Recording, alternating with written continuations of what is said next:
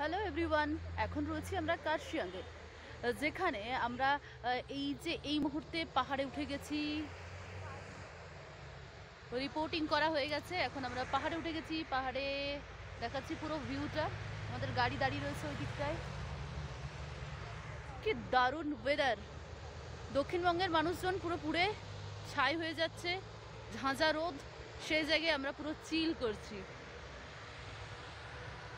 দাদাদেরকে অনেক thank you আমাদেরকে এই ওয়েদারে এই সময় পাঠানোর জন্য। খুব মজা পাইছি।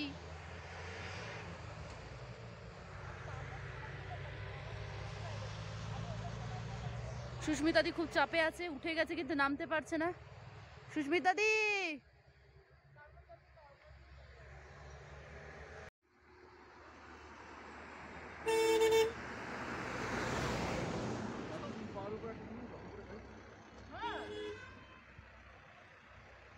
ছবি তুলবি তুই?